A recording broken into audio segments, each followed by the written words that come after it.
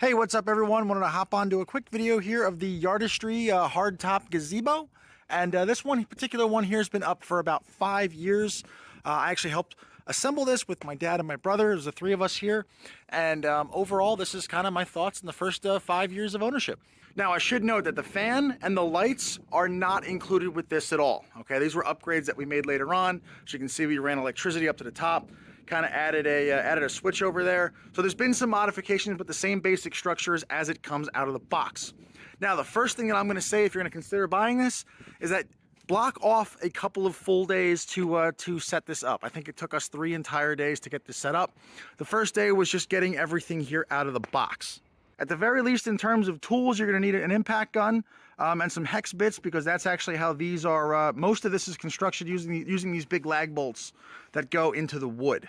And as you can see here, all across the top, I mean, this is just about every single piece of construction is using these bolts. Up top, though, there are smaller bits. I think it's a triangle head that they actually include in the box, but they do include the bit to help do all of the top roof. It's a slightly different hardware, but that also, again, you're gonna need an impact for everything that's there. Now, one of the reasons why you absolutely need multiple people to do this is because each of these roof panels, you'll kind of see you've got 1, 2, 3, and you've got the fourth side over here. All of these sides are assembled on their own on the ground level, but what happens is you actually put the frame here, and then everything gets lifted up on top of it, and then everything's fastened here at the top. How this worked was it was me and my brother were holding stuff up here. My dad was doing all the fastening with all the straps and things that you see here, especially with the cross members. This was probably the hardest part of the whole build. So again, you need at least 2, if not 3 or 4 people to get this up without any additional help. As for the wood quality itself, this is actually untreated for the past 5 years. So the wood that they use, it comes pre-treated, and the wood has actually held up.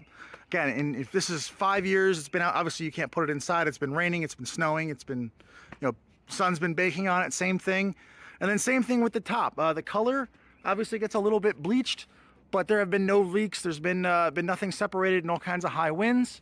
Overall, it's held up really, really well in 5 years. So yeah, overall, if you're looking for some shade, the Yardistry hardtop gazebo is definitely something that provides a lot of shade. In this table, you can actually fit, I think it's 10 or 12 people around it.